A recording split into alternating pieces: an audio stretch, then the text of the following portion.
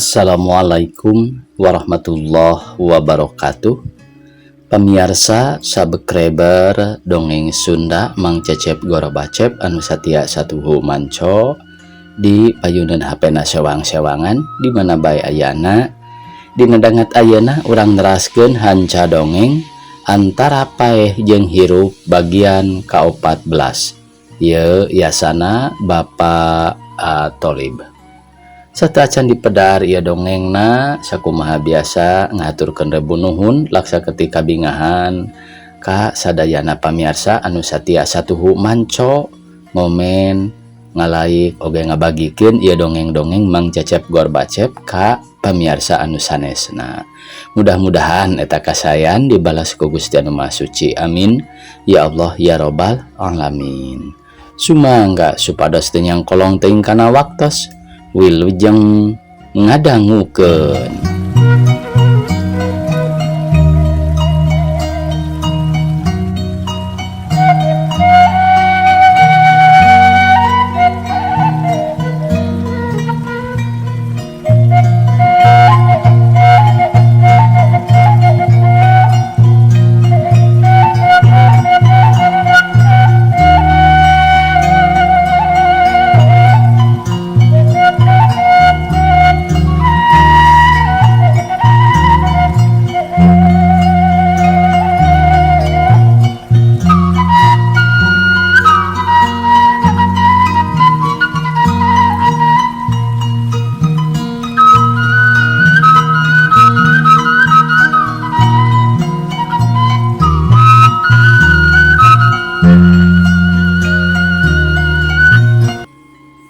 Parantos wae Mang Uju ngan sakitu anu bade ditaroskeun teh suruh paleknan. Mang Uju bakat ku atoh jeung rada sieun papanjangan ditanya ku paleknan manehna teu permisi acan terus bae ngaleos. Muping paleknan nyebut parantos wae teh nepi ka henteu katingalieun bi amah mawa cai dina baki. Cai kopi anu karek cureup pisan katubruk dina lebah panto atuh bahe manjur kana leungeun anu mawa jeung kana awak Mang Uju. Mang Uju bakat kurowas jeung panas ngagorobog. Baki jeung gelasna ku bi amah dirag-ragkeun brang-breng-brong, gelasna oge kabeh pareupeus. Bi amah ngagorowok leungeunna panaseun. Si jurig sia. Jadi wae barahe. Tuh gelasna oge peupeus kabeh. Ngomongna kitu teh bakat ning kurowas manehna keur tungkul mawa baki henteu nyahoeun aya Mang Uju nyurungkoy arek abos ka imah. Mang Uju rewas ka sima jeung isieun-sieun ongkoh kudunungan bari dongko mulungan beling gelas nu mancawura henteu karasa kenal potna tina bujur disada brat-bret brot henteu beunang ditahan.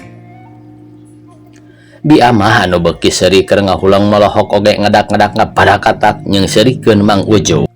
Atuh neng mintar sih oge nyikikik bumujang. Asep Muhyi oge sareng paleknan garumujang ningali polah Mang Uju kitu teh. Teu kapalang ari nu burung ceuk bi amah bari ngaleos. Da manehna oge sampingna jibrug bakat ku ngeunah jeung seurikeun Mang Uju ledengna bocor henteu katahan lumpat ka sumur bari arek disalin. Ku jalaran parantos sonten abdi permios bae bade wangsul sareng ngaturkeun nuhun surleknan anda ka pribumi. Atuh naha enggal-enggalan teuing da siang keneh itu apa nuju ngasakeun sangu urang tuang heula sakantenan sawios parantos cekap ulah bendu bae ngarepotkeun abdi teh. Henteu malih mah nuhun bae nu aya. Dinten Minggu tabuh 8 enjing abdi bade ka dieu deui upami tiasa mah ulah angkat-angkatan mangga diantos bapa moal ka mana-mana. Hilap jenengan budak teh saha? Leres eta budak teh kantos ditaros ngaranna tapi teu acan tiasa ngajawab. Rupina mah teu acan terangeun ngaran sorangan nya di ngaranan bae ku bapa teh ngarah ulah jauh teuing jeung ngaran bapa. Ngaran manehna teh Asep Muhyan. Leknan anda katingali raraina marahmai kawas nu manggih ka bunga bari rada mesem. Nuhun permios bae atuh. Mangga ulah lepat dinten Minggu teh ku bapa diantos. Sumuhun mangga. Letnan anda ngahormat bari manggut terus nyamperkeun jeepna mulih deui ka Bandung.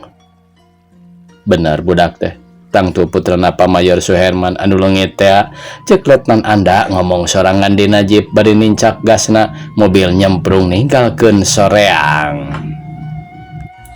Langit lenglang taya aling-aling bentang-bentang di langit baranang tingkaratip tingkaricep lihir inten sumebar dina buludro hawa Bandung anu seger tiis nyecep matak sehat karasana kawuwuh hade poena meneran usumna halodo kasilir angin ngadalingding mawa wawangan kembang nu aya di pakarangan di payuneun hiji gedong sigrong agreng katingali lampu raang dipayun dipungkur nu dilebat sumawona katingali tina kaca anu ditutup ku hordeng cahyana nyorot keluar tina saban loster ti tadi keneh oge dina handapeun kembang kertas nu ngarunggunuk dina bangku paniisan kahalangan ku kalangkang lampu anu nyorot ti sakurilingeun eta gedong aya dua jalmi keur dariuk bangun keur silih anteur katineng pada medarkeun rasa anu tumiba digambarkeun ku basa jeung ku carita. Si Horeng putra nu kagungan bumi Neng Pujiati nu ngahaja ngangkir Muhyan anjeunna wiat serat karencangna supaya datang dina peuting eta. Kakuping Neng Pujiati nyarios, Kang Muhyan ulah kirang-kirang ngahapunten ka abdi nya Kang. Lenyap hate Muhyan ngalenyap kudu nu ngaranna manehna disebut engkang anu biasa nama manehna teh sok disebut ngaran baekmu kitu sasarina mah Neng Pujiati ka manehna cukup nyebut ngaran bae. Sawangsulna engkang ge Neng kedah dihapunten. Muhyan asa-asa keneh arek ngabasakeun engkang teh da biasa nama sok ngabasakeun abdi. Sanes abdi nu ngalayad ka engkang waktos di rumah sakit kalah abdi ayeuna nu hoyong dilayad. Kang Muhyan, Neng Pujiati calik nangis ngadeketan ka Muhyan salirana rapat padak jeung awakna. Henteu bendu ka abdi ngahaturkeun nuhun ka akang nu parantos kersa ngabelaan tina balai nu ku abdi karandapan sareng ibu. Sakedapan mah Muhyan hese neangan piomongeun hatena pinuh ku kabungah. Rasana asa ngawang-ngawang kadengena sora nu halimpu metak dedengeun nyelap sorana dina ceuli nu tembus kana jajantungna sumeredet kana hate ngadatangkeun geteran sukma ngaharewos kana dirina. Bagja temen lalakina nu bisa ngamilik Neng Pujiati nu baris jadi carogena. Nah kalah ngalamun diajak nyarios teh nyariosna kitu teh Neng Pujiati salirana bari ngalendeh kana dadana Muhyan. Muhyan samar pola hatena ngageter kakara manehna saumur hirupna di deketan ku awewe komo ieu kudu nu nganana rambutna anu dirumbaikeun ka angse seungitna mastaka adeg kana gadona tina salira tina raksukan melebar seungit lisah Soir of the Paris. Isi Neng akang mah kumaha upami apa uningaeun apa mah nuju henteu aya Kang nuju angkat kanu tebih. Sumuhun ya Neng abdi Kang Muhyan kahutangan budi ku salira anu ageungna tanpa tanding sasatna abdi teh dijahit ku akang tina ruangan henteu aya deui gesan pamulang tarima ti abdi lintang ti bade nyanggakeun badan sakujur akang anu kagungan. Abdi mah teu ngagaduh-gaduh akang anu parantos ngabelaan ka diri abdi. Jamak bae sakitu mah Neng da kitu kedahna bujeng-bujeng ka Neng dalah ka anu sanes oge upami tiasa mah kedahna silih tulungan malah akang oge bujeng-bujeng tiasa nulungan Neng harita teh upami henteu aya Suhanda mah Leknan panginten akang oge maot jadi korban pestol. Nu mawi Neng upami nganuhunkeun mah sanes ka akang tapi mangga urang sami-sami nganuhunkeun ka Gusti nu kawasa nu parantos nyelemetkeun ka urang sadayana. Tapi naha Kang Muhyan henteu nyaah ka abdi akang moal bela ka abdi ku akang kedah dibelaan. Naon margina nu mawi Neng nyarios kitu abdi teh Kang dipaksa ku apa kedah daek ka sumirna. Abdi henteu suka abdi alim sok kajian abdi paeh tibatan abdi kudu hianat ka diri sorangan maksa batin anu henteu. Neng Pujiati henteu teras nyariosna kalah ka nyegruk nangis dina dada Muhyan.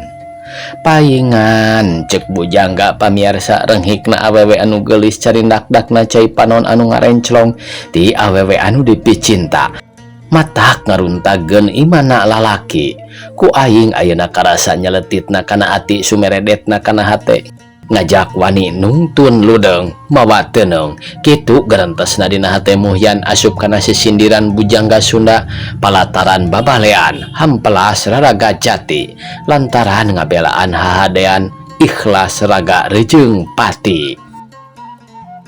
Panangan Neng Pujiati nangkep kana tak-tak Muhyan manipageuh juga budak nu menta tulung ka indungna. Henteu kalawan dihaja leungeun Muhyan oge anu katuhu ngusapan mastakan Neng Pujiati nu kenca nangkep kana tonggongna beri nyarita ngupahan nu keur nyegruk cerik. Neng parantos ulah nangis lebar eta Cisoca gunung gede paripaosna gede keneh kanyaha akang ka Neng sanaos kedah dirironan kuraga sareng pati akang ikhlas dipake ngabelaan salira Neng Pujiati nu keur nangis cengkatina dada Muhyan netep teu ngicep-ngicep tetep nu pinuh ku kageget raraina tanggah mastakana digolosorkeun kana lahunan Muhyan ku Muhyan ditahan ku leungeunna anu kenca yang heuy dina dada sampeana diangkat kana bangku calik nangis sademeh di lahun. Aduh kabitanya pamirsa ieu adegan kena tasarapuh orang banyak tos pada ngalaman pangitan zaman bahula.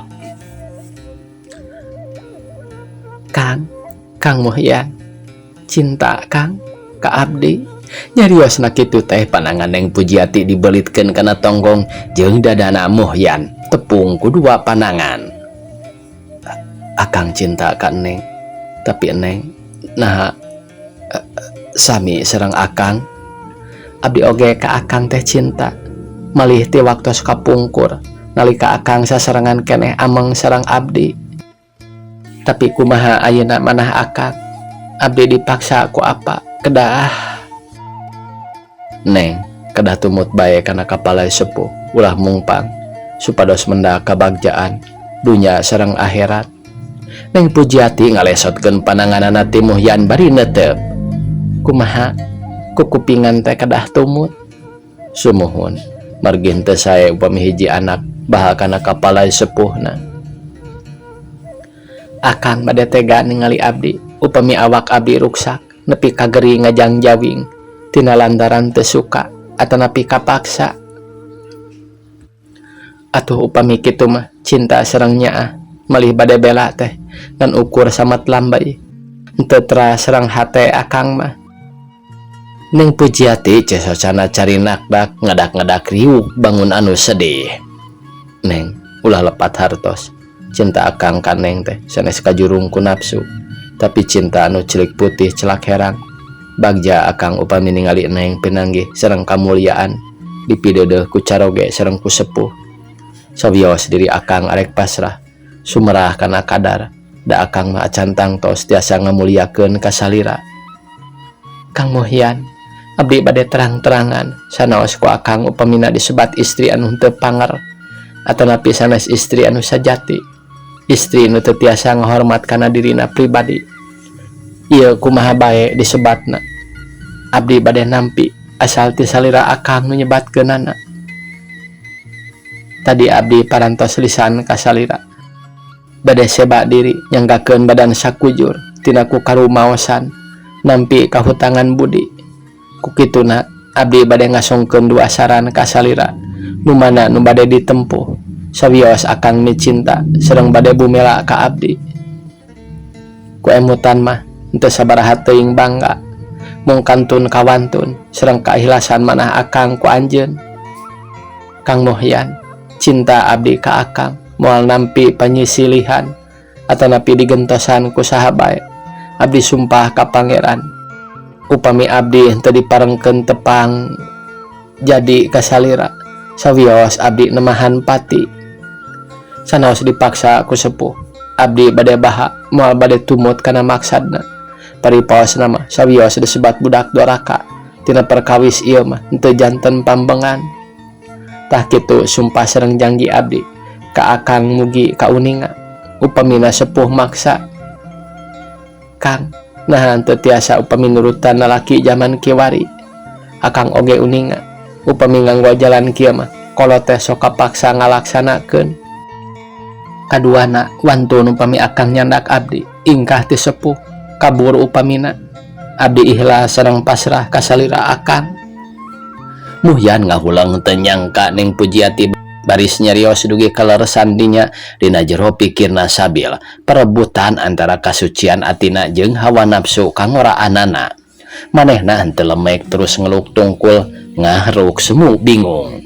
Neng Pujiati oge henteu ngicep-ngicep netep kamuhyan anu keur ngeluk rada kaget ningali kamuhyan kitu teh. Antukna mah Neng Pujiati nyegruk nyuuh kana bangku nangis sedih bangun anu kanyerian. Muhyan nyangkat ngajungjung ke Neng Pujiati nu keur nangis didiukeun dina bangku mastakana ditarik diadekeun kana dadana. Neng liren heula nangisna geura ieu kupingkeun cariosan akang. Neng Pujiati nyusut socana ku sapu tangan teras calik ngarendeng sareng Muhyan nangisna repeh sapada harita. Ku akang katampi maksad Neng malah kahartos sareng akang nganuhunkeun kana kaikhlasan salira anu katampina ku akang. Ieu cariosan Neng teh estu bijil tina ati anu suci sanes kajurung ku hawa nafsu. Emot Neng saha pilalakieunana anu baris nampi ka salira. Jungjunan pujaeun ati akang dunya akhirat. Saur sepuh henteu aya anu pangpunjulna manusia sajaba jalma anu bisa meruhkeun kana nafsuna anu sabar teh kakasihna pangeran. Omat ulah kajurung ku nafsu. Nafsu teh mata kaduhung moal hade balukarna sagala rupa pagawean anu didadasaran ku hawa nafsu mah anggur temahna teh mata cilaka. Wayahna geulis sabar urang pasrahkeun bae ka pangeran. Urang ngantos rahmatna ngarah karaos bagja sareng nikmatna. Urang mah ulah nyonto batur anu salahna sabalikna urang ulah mere conto ka batur ku papada sasama urang nu keur remaja keur narincak karena alam birahi pepeuriheun ti bangsa deungeun anu ngahaja naronjolkeun sifat-sifat anu kitu teh. Maranehna nyarahun tata susila bangsa urang. Manehna mah maksudna oge arek ngaruksa kana kaluhungan kabudayaan karuhun urang. Maksud ngajajah ku kabudayaanana. Ayeuna mah anggur urang pada tawakal nadada kanu kawasa supaya maksud urang kalaksanakeun kalawan aya ridona Allah anu maha suci. Neng minggu payun Neng teh tangtos di kantun. Margi akang parantos lulus sakola diteraskeun ka Universitas Indonesia di Jakarta nyandak jurusan kedokteran. Akang nedapi doana neraskeun di Jakarta sakola teh leres di Jakarta akang sakola teh numawi wengi ieu akang ngahaja dongkap ka dieu katambih nampi serati Neng. Kahiji akang teh parantos ngaraos sono hoyong tepang, kadua arek nyuhunkeun pidoana. Muga-muga bae akang teh sing hasil maksad sareng abdi oge di dieu mugi ku akang didoakeun sing aya dina kasalametan. Ninggalan naon atuh engkang ka abdi suur Neng Pujiati ka Muhyan. Neng akang mah dan teu aya kagaduh. Sakola oge sugan bae tiasa bari disambil usaha. Henteu tiasa ngantunan rupi barang atanapi kenang-kenangan anu berharga. Mung mugi cariosan akang nu tadi teh bae janten panegara kana manah salira. Neng Pujiati beki rapet calikna ka Muhyan teu sirikna menta dilahun bae. Pananganana nyepeng gado Muhyan bangun anu nangtang tawis kamelang. Panangan Neng Pujiati ku Muhyan dicekal teras dikulapeskeun ka handap mastakana ditarik diantelkeun pamenteuna kana dadana. Ngok bae embun-embunan dicium bari jung manehna nangtung. Muhyan sareng Neng Pujiati henteu terangkeun ibuna tadi aya di kebon caket kana tempatna dariuk anjeunna ngupingeun naon-naon sagala rupi caritaan Muhyan jeung putrana. Maksudna mah sanes bade ngintip mung anjeunna katarik ku kamelang bilih putrana kamalinaan bae sareng ngaraos hoyong niis di pakarangan. Tingawitan putrana ngadalkeun cita-citana ka Muhyan anjeunna teu geruh malah panasaraneun palayeun nguping kumaha sanggahan Muhyan ka putrana. Anjeunna muji ka Muhyan dina lebat manahna teu tebih tina sangkana Muhyan teh jelema hina mungguh harkatna tapi mulia jeung jembar pikiranana cacakan budak ngora mah. Mangganeng geram mulih ibu bilih dedepeun ceuk Muhyan kaneng Pujiati bari nungtun pananganana. Moal ibu oge da parantos uningangeun Kang. Neng Pujiati ngawaler pangajak Muhyan pananganana dipake ngaeleungeun Muhyan teras baelah lempang babarengan. Tuh geuning ibu beri nunjuk ka ibuna nu keur jalan-jalan, ibuna mah api-api henteu uningangeun bae ka putrana. Ibu mangga urang ka bumi. Neng Pujiati ngagentraan ka ibuna tapi pananganana mah henteu lesot tina leungeunna Muhyan. Sakitu Muhyan sababaraha kali mere isyarat supaya leungeunna dilesotkeun oge. Keukeuh bae Neng Pujiati mah nyepengna anggur beuki pageuh. Genah halodonya jeung anginna lelereh teu tiris teuing sur ibuna. Hayu urang di jero anggur ngarobrolna ayeuna mah geus rada peuting geuning ieu teh. Tiluanana terus lalebat ka bumi Muhyan oge henteu tinggaleun. Di dieu bae dariukna di jero ngarah bari ngaropi barudak ngobrolna sur ibuna bari teras mukakeun panto tengah nu ka tengah bumi. Tiluanana geus caralik dina kursi jok dina meja geus nyampak susu coklat sareng kueh-kuehna keng nyadiakeun rencangna piwarang ibuna samemeh angkat ka payun. Muhyan arek terus ka mana sakola teh? Ibuna ngawitan ngajak nyarios ka Muhyan. Bade ka Jakarta upami henteu aya wagelan mah. Nya didoakeun ku ibu sing hasil cita-cita Muhyan teh. Hatur nuhun ibu. Pondok bae di dieu ibu keung. Da apa geus aya 2 poe nyabana. Sok hariwang Muhyan ari geus aya kajadian mah. Sumuhun. Mung kumaha da abdi henteu wawartos ka pun biang. Hara, apan tadi ibu ka ditu geus bebeja ka mak jeung ka bibi arek nginjem Muhyan sinamaturan di dieu. Abdi mah henteu kawartosan. Mung ka dieu teh nempi sirati Neng. Marukan geus nyahoeun meureunnan. Keun bae da moalna naon mak oge atoh heueun malah mah. Minggu hareup arek ka Jakarta teh. Sumuhun bade daftar sareng bade sakantenan milarian tempat. Cenah arek dilanceuk Muhyan ceuk mak jeung ceuk bibi mah.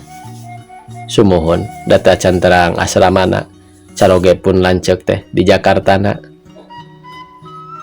Acan keneh beunang cenahmu penjahatna nu kabur teh. Tapi danu di rumah sakit mah geus cager. Tangtu teu dinyangke beunang kateranganana. Malah petina oge acan beunang dibawa ditahan keneh di anu wajib jeung jelema anu tatu teh. Sumuhun sanggem Muhyan ka ibuna Neng Pujiati. Ayeuna mah urang teh sosonoan da bisi muh tulus ka Jakarta. Tuh di kamar tamu geus meunang meresan ibu ari arek sare mah. Ibu mah arek nganggeuskeun pigaweun di loteng pek bae ngadarongeng kadinya. Ibu mah teras bae angkat ka pungkur kana tangga naek kana loteng. Dina manahna ngahaja ngarah jongjoneun putrana ibuna sanes ngahalangan kana maksad putrana tapi sabalikna kalah ngajurung laku ka putra teh. Margi emutanana carogena mah sanes bantaheun sugan bae ari kapaksa mah sanajan bari henteu ridhoan oge laksana boga minantu Muhyan. Da anjeunna oge asa kahutangan ku Muhyan teh geus ngarasa dibelaan toh pati jiwa jeung raga ku Muhyan. Geus angkat mah ibuna kaloteng Neng Pujiati teu sirikna emprak teras bae anjeunna ngoncian panto bari mereuman radio calikna pindah kana kursi anu ageng bari ngenyang leungeun Muhyan. Di dieu ngalih Kang Muhyan ngarah lega calikna. Duaan oge di dieu mah laluasa. Muhyan sanajan mugen kapaksa nurut da leungeunna ditarik gek bae diuk dina kursi jok anu panjang. Aduh iya aya bahasa mugennya pamirsa. Aya mugen. Sakitu lalaga oge calikna Neng Pujiati meuni nyedakeun pajarkeun teh sieun cenah. Nya Kang Muhyan, ibu oge sami bae sareng abdi maksudna teh. Anjeunna oge parantos seep harepan kana tiasa ngabantah ka papah teh. Tapi ulah seep harepan Neng gampil upami parantos teu aya jalan deui mah.